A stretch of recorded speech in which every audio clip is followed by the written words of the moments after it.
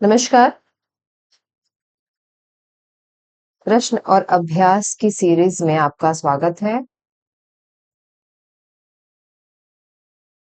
आते हैं हम सीधे अगले प्रश्नों की श्रृंखला पर। ठीक है, हमने इस सीरीज में आपको assistant professor, UP TGT PGT और यूपी ही नहीं कहीं की भी टीजीटी पीजीटी हिंदी साहित्य से जो हो, और साथ में नेट और कई जगहों के असिस्टेंट प्रोफेसर, इन सभी के में आए जो क्वेश्चन पेपर है ना, पीवाईक्यू, कुछ नए प्रश्न, इन सभी का हम आपको अभ्यास करवा रहे हैं एक पुस्तक के सौजन्य से। इसका लक्ष्य जो यही है कि आप चलते फिरते उठते बैठते हर जगह रिवीजन करो, और रिवीजन करने का सबसे अच्छा माध्यम क्या होता है? प्रश्न जितने ज्यादा आप देख सकोगे उतने ज्यादा आप देख पाओ। ठीक है, तो हम लगातार इस पे आपको सीरीज जो है वो सॉल्व करवाते रहेंगे। आप इसको जब देखें तो इसको 1x 2x पर देखते रहिए। देखिए, क्योंकि मेरी जैसी आदत थी ना, मैं हमेशा जब पढ़ लेती थी उसके बाद मैं मोबाइल को कान में ऐसे लगा करके और कुछ क्वेश्चन वगैरह के सीरीज लेकर के खोल लेती थी, और उसको 1x पे फॉरवर्ड उस पे लगा करके लगा, और कुछ काम वाम अपने भी करती रहती थी, जिससे मेरा हर समय जो है वो यूटिलाइज रहे। ठीक, तो मुझे ये विधि बड़ी अच्छी लगती है, रोचक भी लगती है और बोरियत भी नहीं होता है। और आपका ना, आप रिवीजन करते रहते हो, क्योंकि प्रश्न जो होते हैं ये आपके मेमोरी को बहुत अच्छे से एक्टिव भी करते हैं। तो ये काम करती रहती थी, मुझे लगा ये काम बहुत मददगार हो सकता है बच्चों की तैयारी के लिए। और इससे ये भी फायदा था, जितने भी कुछ प्रश्न जो आपके अभ्यास में या फिर आपके नोट्स में कहीं से भी कुछ छूटे वूटे रह जाते हैं, उसका भी पूरा हम इसमें संकलन करते हुए तैयारी के लिए पूरी तरीके से तत्पर हो जाते हैं। ठीक है, तो इसी क्रम में चलते हैं। अब 100 प्रश्न हमने सॉल्व कर लिया है, जिसके वीडियो आपको हमारे चैनल पर और ऐप पर दोनों पे मिल जाएगा। अब अगला जो है वो है आपका 101 प्रश्न। ठीक, तो हम आते हैं अगले प्रश्न पर। 101 प्रश्न है। ठीक, पेन ले लिया है। ठीक है, तो शुरू करते हैं।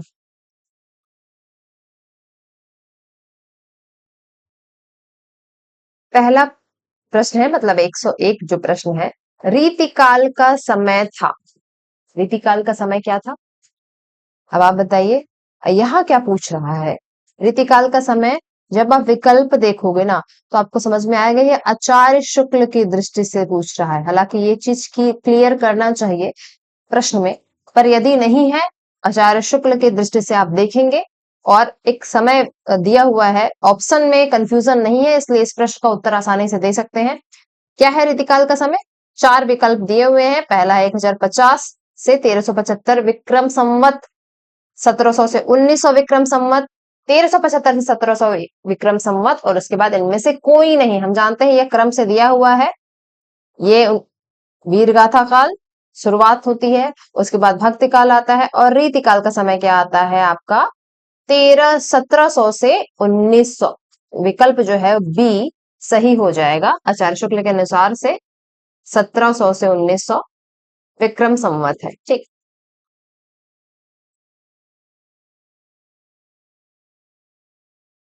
102 प्रश्न।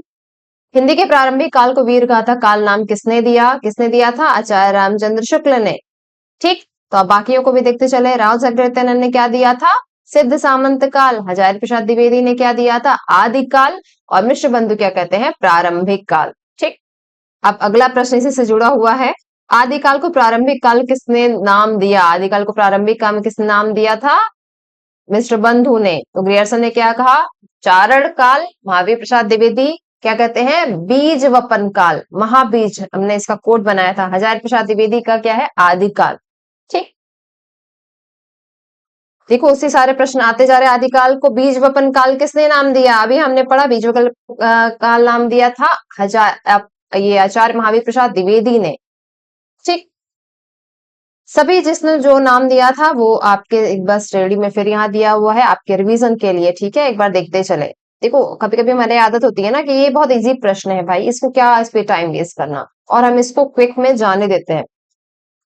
भल उसको आपको एक दृष्टि जरूर देखनी है, समय कम है, बहुत एकदम लास्ट टाइम है तो बात अलग है, लेकिन अगर आप रिवीजन कर रहे हो तो ये आसान प्रश्न को भी के लिए भी समय निकालते हुए आपको चलना है, उसी हिसाब से अपने प्लान बनाइए। क्योंकि ये जो आसान प्रश्न होते हैं ना, जिनको आप एक झटके में स्लाइड चेंज कर देते हैं या पन्ना पलट देते हैं, कंफ्यूजन तो इन्हीं आसान क्वेश्चन में आती है और एग्जाम में आप गलत ऐसे आसान क्वेश्चन करके आओगे, उसके बाद घर पे आओगे और पछताओगे कि यार इतना आसान क्वेश्चन तो गलत नहीं होना चाहिए। तो इसलिए हमेशा आसान क्वेश्चन को कभी हल्का में नहीं लेना चाहिए, वो आसान प्रश्न है लेकिन हल्के प्रश्न नहीं है। आते हैं अगले पे। हिंदी में हिंदी साहित्य का इतिहास सबसे पहले लिखा किसने? हिंदी में बात हो रही है, देखो क्या होता है, ऐसे प्रश्न पे इंसान कंफ्यूज हो जाता है। क्या हिंदी साहित्य का इतिहास सबसे पहले लिखा किसने? तुरंत हम टिक मारेंगे भाई, हम तो खुद बताए गालिब तासी ने लिखा। लेकिन यहाँ ये पूछ रहा है कि हिंदी में किसने लिखा। हिंदी में गालिब तासी तो फ्रेंच में लिखे थे, तो हिंदी में लिखने का पहला श्रेय किसे जाता है इसमें? शिव सिंह सेंगर को। शिव सिंह सरोज नाम से इन्होंने लिखा था 1883 ईस्वी में। ठीक, पूरा उसमें संग व्याख्या दी हुई है, आप देख सकते हैं। निम्नलिखित रचनाओं को उनके रचनाकारों के साथ सुमेलित कीजिए। 4 विकल्प दिए हैं, सुमेलित कीजिए। हिंदी साहित्य की भूमिका, लेखक कौन है आपके? हजारी प्रसाद। हिंदी साहित्य का आलोचनात्मक इतिहास किसका है? बताएं आप। हिंदी साहित्य का आलोचनात्मक इतिहास है राम कुमार वर्मा का।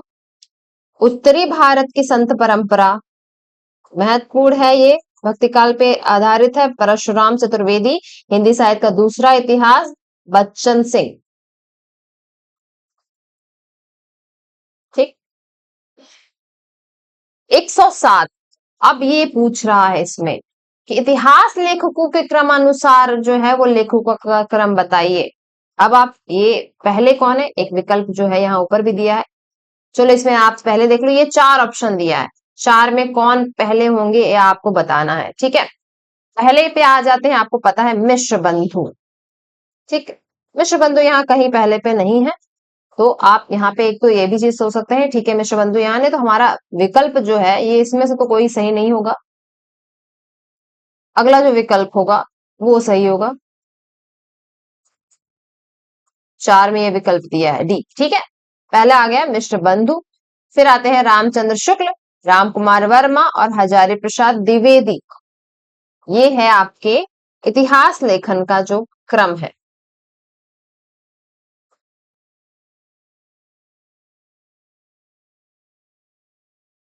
अब आते हैं पुरानी हिंदी नामकरण किसने किया? रिपीटेड प्रश्न है। पुरानी हिंदी का नाम किया गुलेरी जी ने, और पुरानी हिंदी नाम से इन्होंने लिखा भी है उत्तरभ्रंश।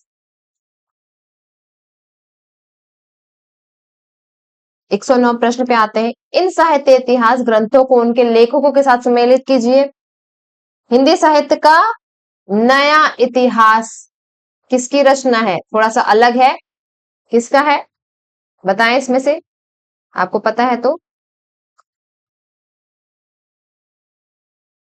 ठीक है, सम्मिलित करें, बताएं तो कौन सा विकल्प आपको इजिएस्ट जो है वो समझ में आता है। हम हमेशा इस तरह के प्रश्नों में ये देखते हैं। ठीक है, तो हिंदी साहित्य का वैज्ञानिक इतिहास यदि आपको पता है किसका है, ये गणपति चंद्रगुप्त का है। आलोचनात्मक इतिहास किसका है? राम कुमार वर्मा का। हिंदी साहित्य संवेदना और स्वरूप जो है विकास, ये है रामस्वरूप चतुर्वेदी का। ठीक है, संवेदना स्वरूप हमने इसकी ट्रिक्स बनाई थी, इससे थोड़ा सा समझ में आता था स्टार्टिंग में। अब आता है हिंदी साहित्य का नया इतिहास, ये किसका है? 2 विकल्प बच रहे हैं, हमें लक्ष्मी सागर वार्षणेय बच्चन सिंह। ठीक है, दोनों की ही नहीं है।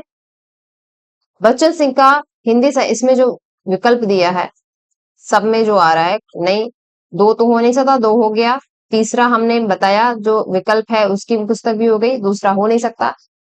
ये एक विकल्प जो दे रहा है 5वां, हालांकि ये भी नहीं हो सकता क्योंकि बच्चन सिंह का जो है हिंदी साहित्य का दूसरा इतिहास लिखा है, जबकि हिंदी साहित्य का नया इतिहास है राम खिलावन पांडे का।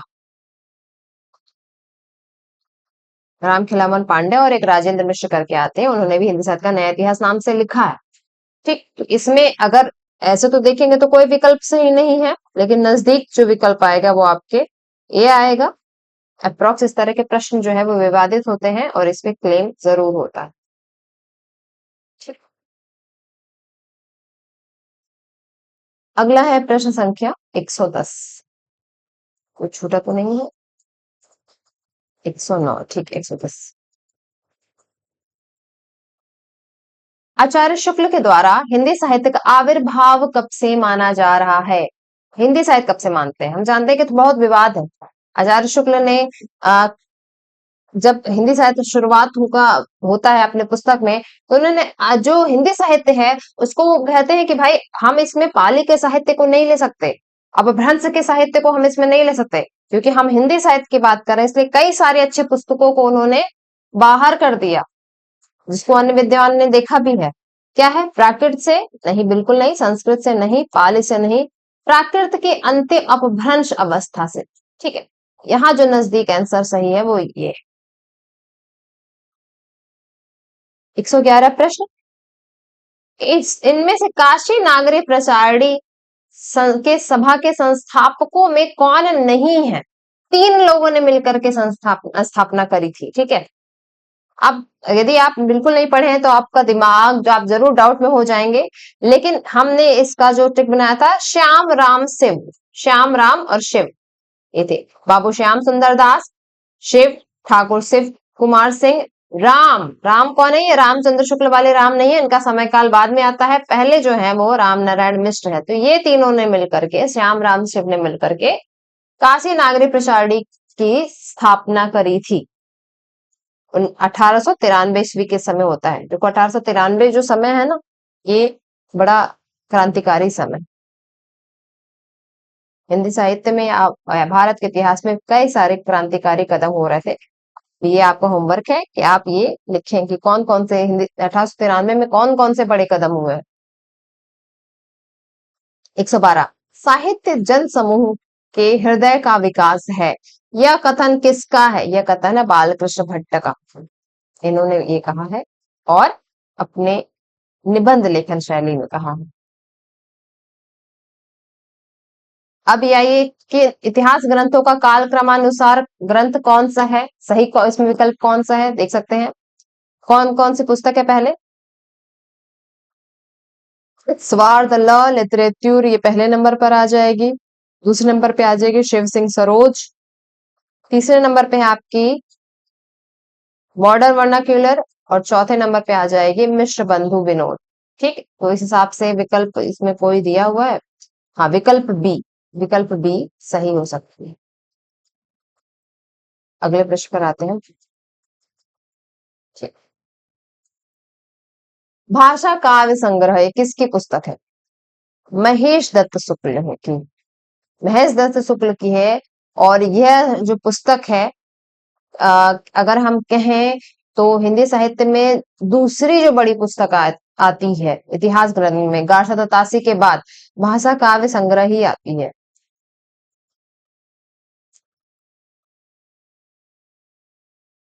अगला प्रश्न, हिंदी साहित्य का अतीत, अतीत किसका है? अतीत है विश्वनाथ जी का, विश्वनाथ मिश्र का। हिंदी साहित्य में आपको 2 से 3 विश्वनाथ जी देखने को मिलेंगे। ये हिंदी साहित्य का अतीत जो है वो विश्वनाथ मिश्र का है, जबकि सरल जो है वो विश्वनाथ त्रिपाठी का है। ठीक है, हिंदी साहित्य का सरल इतिहास विश्वनाथ त्रिपाठी का है। अच्छी पुस्तक है बिगनर के लिए, ठीक है।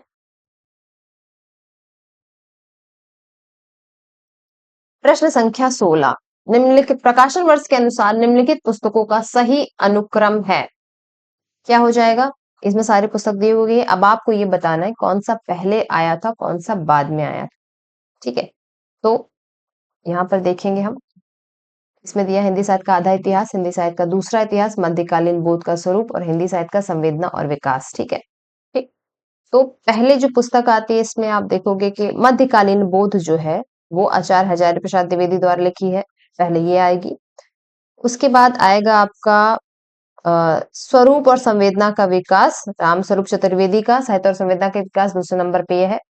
तीसरे नंबर पे है हिंदी साहित्य का दूसरा इतिहास बच्चन जी का, और चौथे नंबर पे है सुमन राजे का हिंदी साहित्य का आधा इतिहास। तो ये क्रम हो जाएगा। तो देखिए पहले मध्यकालीन बोध कहाँ दिया हुआ है? मध्यकालीन बोध देखिए बी विकल्प में मध्यकालीन बोध, फिर हिंदी साहित्य का संवेदा विकास, हिंदी साहित्य का ये, फिर हिंदी साहित्य का आधा इतिहास। बी विकल्प इसका सही हो जाएगा।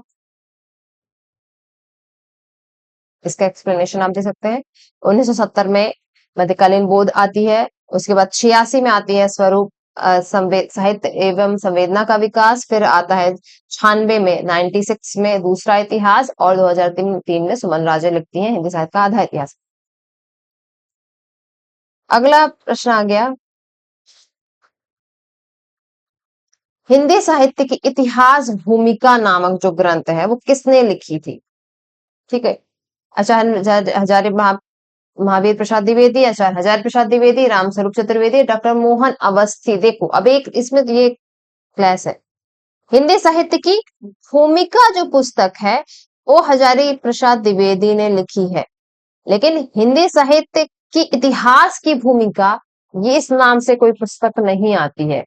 तो एग्जाम में क्या विकल्प मांगना है नहीं पता, लेकिन इसमें अप्रोक्स जो अगर कहा जाएगा, अगर त्रुटि मानी जाएगी तो हजार प्रसाद द्विवेदी इसमें सही हो जाएंगे। चूंकि ये परीक्षा आपके समय की नहीं है इसलिए आपको परेशान नहीं होना है। बहुत से लोग होते हैं नहीं नहीं ये नहीं होगा, ये देखो तुम अभ्यास कर रहे हो, तुम इसको यहाँ पर हटाओ और समझो, क्योंकि इस नाम की कोई पुस्तक है नहीं। 118 प्रश्न, किस लेखक के इतिहास ग्रंथ में सर्वप्रथम हिंदी साहित्य का काल विभाजन मिलता है? काल विभाजन पहले कहाँ मिला था? 11 कालों में विभक्त किया था किसने? ग्रियर्सन ने।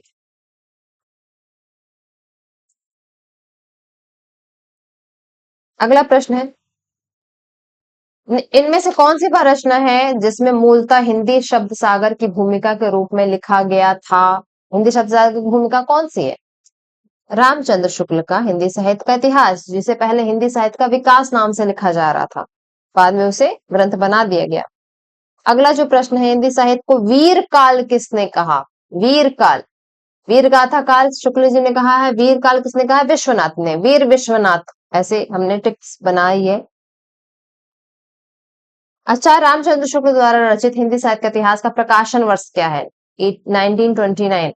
इस तरह के प्रश्न पे बहुत समय देना नहीं चाहिए, आप बस रिवीजन के लिए सॉल्व करते रहो। मीर खुसरो का पूरा नाम क्या है? महत्वपूर्ण प्रश्न है। क्या है अमीर खुसरो का पूरा नाम? अमीर खुसरो का पूरा नाम है अबुल हसन यमनुद्दीन खुसरो। क्या है? अबुल हसन यमनुद्दीन खुसरो। हम उसे हिंदी साहित्य जगत में एक्चुअली अमीर जो है वो उनको उपाधि दी गई थी बाद में जाकर के, नाम उनका अबुल हमन यमनुद्दीन खुसरो था। अगले प्रश्न पर आते हैं 123, हिंदी भाषा का उद्गम और विकास किसने किया है? डॉक्टर उदय नारायण तिवारी ने। बाकी सबके हिंदी साहित्य के इतिहास की पुस्तक से आप परिचित होंगे। हिंदी साहित्य के इतिहास लेखन में काल विभाजन और नामकरण का प्रथम प्रयास करने वाले विद्वान कौन है? पहली बार, अभी आप बताएं, आसान प्रश्न। किसने? ग्रियर्सन ने। हिंदी नवरत्न का रचना काल, हिंदी नवरत्न जो है वो कब आती है? 1910 में। किसने लिखी थी? मिश्र बंधु ने लिखी थी।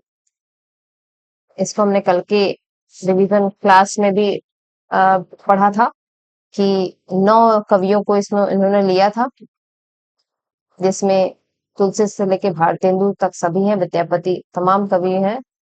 9 श्रेष्ठ कवि को लिया था। अंतिम जो आधुनिक समय के हैं वो भारतेंदु पे समाप्त होता है। 126 प्रश्न पर आते हैं, इसमें से कौन मिश्र बंधु में नहीं है? बिल्कुल आसान सा, बताएं बिना सोचे समझे।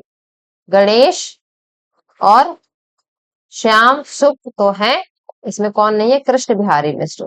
कृष्ण बिहारी मिश्र एक आलोचक हैं, बाद में आते हैं, जिन्होंने बिहारी के ऊपर आलोचना ग्रंथ लिखा है, लेकिन वह मिश्र बंधुओं में नहीं है। ठीक है। 127, आधुनिक काल को गद्य काल किसने नाम दिया? दोहरे प्रणाली जो अपनाई थी आचार्य रामचंद्र शुक्ल ने। ये आधुनिक काल भी कहते हैं उसे और गद्य काल भी कहते हैं। आचार्य रामचंद्र शुक्ल ने शब्द सागर में लिखित किस लेख को परिवर्तित तथा परिमार्जित कर हिंदी साहित्य का इतिहास लिखा? कई बार हम पूछ कर चुके हैं, हिंदी साहित्य के विकास के लेख को। हिंदी साहित्य डी विकल्प सही हो जाएगा। 1929 हिंदी साहित्य के इतिहास लेखन की परंपरा में मिश्र बंधुओं ने किस ग्रंथ द्वारा अपना महत्वपूर्ण योगदान दिया? मिश्र बंधु ने, किसने? मिश्र बंधु विनोद द्वारा। ये कवि वृत्त संग्रह है, बड़ा कवि वृत्त संग्रह है, ठीक है। 130 अब ये बताएंगे कि प्रत्येक देश का साहित्य वहां की जनता की चित्रवृत्ति का संचित प्रतिबिंब होता है। तब यह निश्चित है कि जो कि जनता की चित्रवृत्ति के साथ साहित्य के स्वरूप में भी परिवर्तन होगा। यह कथन किसका? इस तरह के जब प्रश्न आते हैं ना एग्जाम में तो एक मुस्कुराहट अपने आप आ जाती है, क्योंकि बहुत चर्चित प्रश्न है। ये कथन है आपके रामचंद्र शुक्ल का। कथन नॉर्मली टफ लगते हैं, लेकिन अगर इस तरह के चिर परिचित आ जाते हैं फिर तो लगता है कि ये हो गया। 131 प्रश्न, हिंदी गद्य के उद्भव में संस्कृत निष्ठ हिंदी का पक्ष किसने लिया था? ठीक है, जब आप हिंदी साहित्य के आधुनिक हिंदी साहित्य का जब शुरुआत पढ़ते हो तो ये विद्वान जो है महत्वपूर्ण आते हैं। इसमें से दो नाम शिव प्रसाद तारे हिंद और राजा लक्ष्मण सिंह, ये इंपॉर्टेंट नाम आते हैं, जिसमें राजा लक्ष्मण सिंह स्वयं भी संस्कृत निष्ठ हिंदी का प्रयोग करते थे और इसी के बल पर इसी को ज्यादा प्रयोग करने को, इसी को ज्यादा बल देते थे। 132 आचार्य रामचंद्र शुक्ल के अनुसार भक्ति काल का समय है। आचार्य रामचंद्र शुक्ल के अनुसार पूछा जा रहा है, संवत में उन्होंने बताया था क्या है समय? 1375 से 1700। अब हम ये अभी तक जो हम पढ़ रहे थे वो प्योरली आपका लेखन में पढ़ा हमने। हिंदी साहित्य का जो लेखन था, दर्शन था, जो पृष्ठभूमि तैयार कर रही थी, उससे जुड़े ये 132 प्रश्न थे पूरे, जिसको हमने यहां तक सॉल्व किया। ठीक,